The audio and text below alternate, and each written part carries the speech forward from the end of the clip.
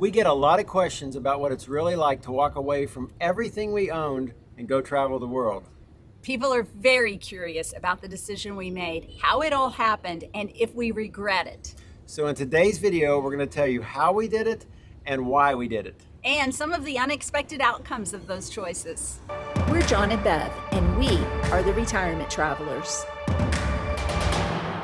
There were two main reasons we walked away from all of our stuff and started a new life. The first one was that we wanted our life to be adventurous. We wanted a big life. Our adventure started back in 2020, and it was kind of unexpectedly. If you remember, during that time, there was not a whole lot of international travel going on. So we bought an Airstream travel trailer and camped our way across America. We saw all 50 states and 51 national parks during that time. So part of this living with no regrets was that we wanted to see the whole world. We wanted to experience so many things and live our life so differently than what we had done. That's right. And traveling the world for us was kind of that life-changing goal that was motivation to help us downsize and get rid of all of our stuff. Yeah, it really helps people when they have that goal in their life. You know, what are you going to? People say don't retire to something. Well, don't downsize to something. Yes, it's not easy. We're not telling you that downsizing was easy, and having that goal out there is what motivated us every day to keep moving forward. So let's talk about our decision to sell our home and give away all of our things. Three main things impacted our decision. The first was the cost of maintaining a home and traveling. Unfortunately, we weren't rich enough to do both. So we started calculating the numbers. Exactly how much does it cost us to live in this nice golf course community in Florida?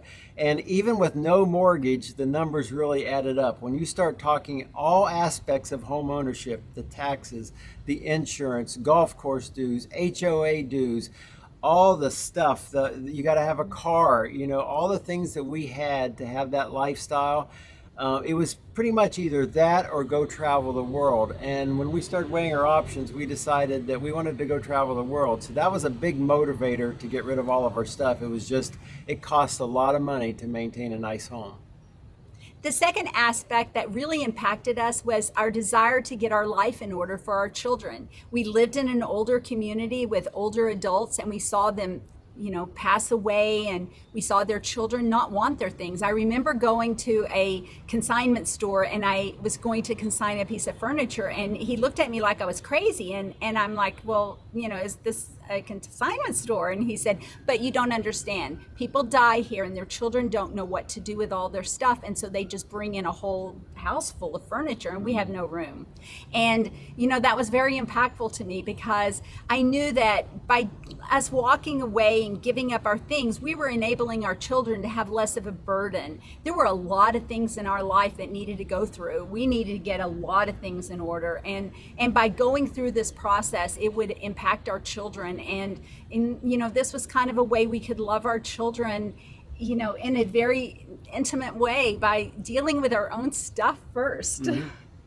The third thing is we realized that other people could use our stuff more than what we could. I mean, we sold some of our stuff, we gave things to our kids, we gave a lot to charity, but we're pretty sure that everybody else was utilizing the stuff a lot more than we were, and it just was the right thing to do. So let's talk about the process of downsizing. There were a few steps we took in a particular order that really, I think, looking back, helped us. The first was that we decided who was going to get the big stuff. Now, our children were all starting new families, they were buying homes, they needed furniture. So that helped us.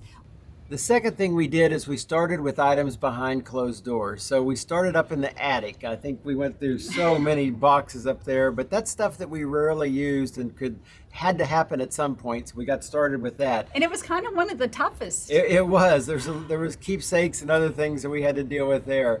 And then we went to closets. We had way too many clothes. We started downsizing there. We went through cabinets.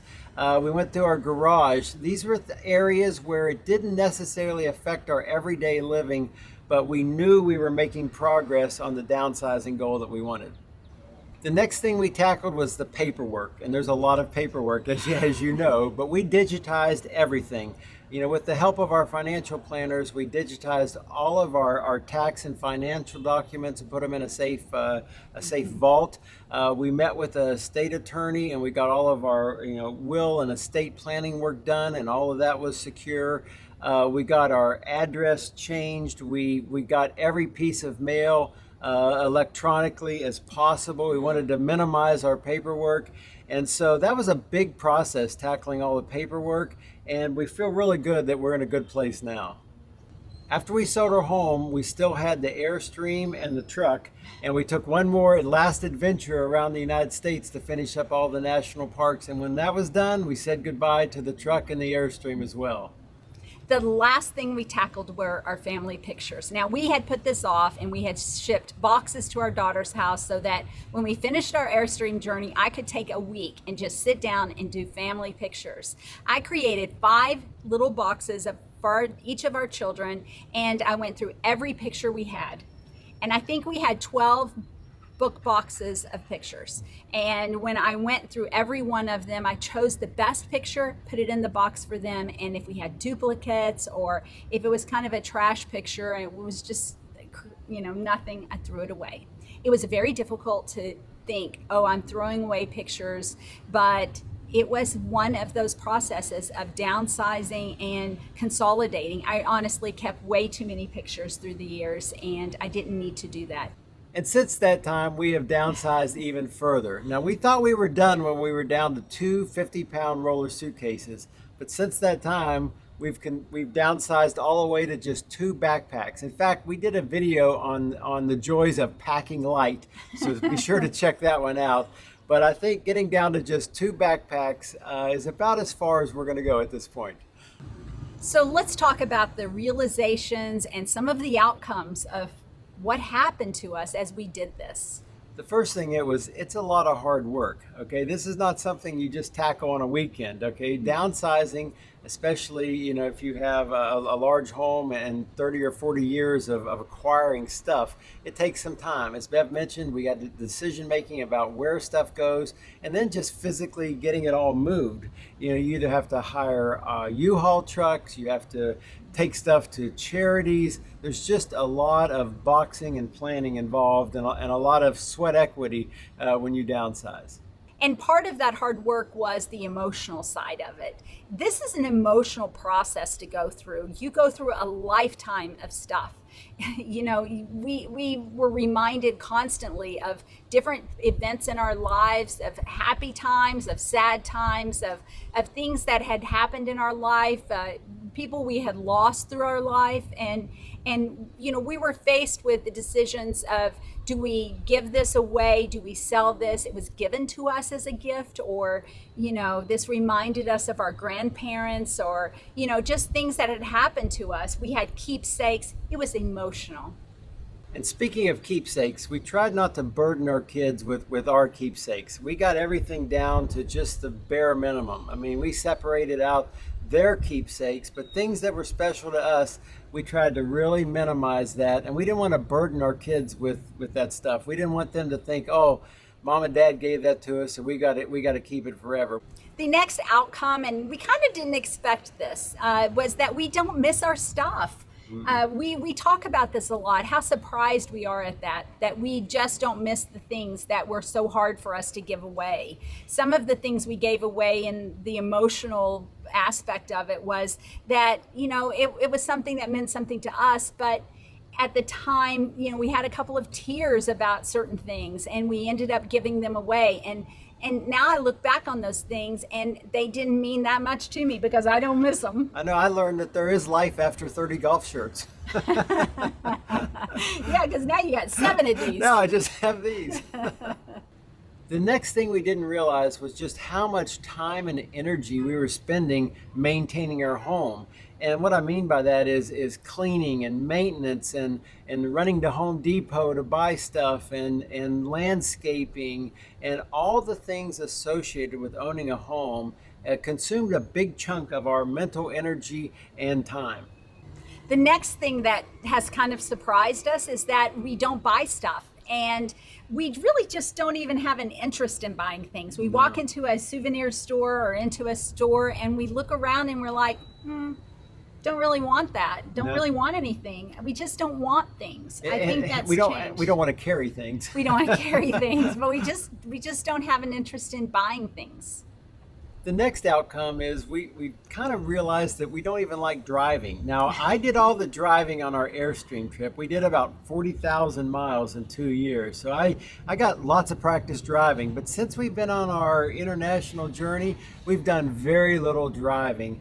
And it's actually been a relief. We like to walk. We like to take public transportation.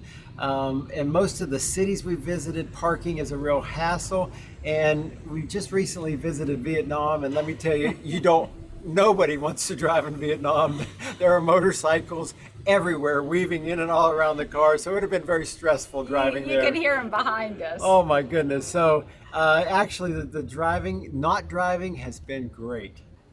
The next realization that came to us was we were consumers and we bought way too much stuff. And stuff that just didn't matter to us, and it didn't really impact the lives of our family, our children. In fact, had we lived a smaller life and stayed in the first home we had and just paid it off very quickly and taken the children around the world and traveled more and had more experiences together, and now we regret as we see things, we say, oh, the kids would love this place, and we hope that they'll travel with us. But we could have lived an entirely different life if we had just let go of the idea that we just didn't need everything. So to sum all this up, we truly believe that there's more possibilities in life without all of our stuff than with all of our stuff. We're proud of ourselves for the journey that we have taken to get to where we are today. Our backpacks kind of represent how far we've come. They're light and they're agile, and we're agile in them, and we're able to travel, and that just kind of represents the journey for us, from a life of stuff down to a life of very little. Our life is filled with wonder and amazement on a daily basis. Yeah, and we realized that we would never have this rewarding life if we would have hung on to all of our stuff. So it was a big decision, but we're so glad we made it, and we really have no regrets. So where are we going next week? Vietnam. So be sure to come along with us. We're going to show you Vietnam, our trip there. Don't forget to hit subscribe, smash that like button. It really helps us out. And visit our website. Sign up for our newsletter. Yes, and we'll see you next week. Be sure to hit subscribe and follow along on our retirement journey around the world.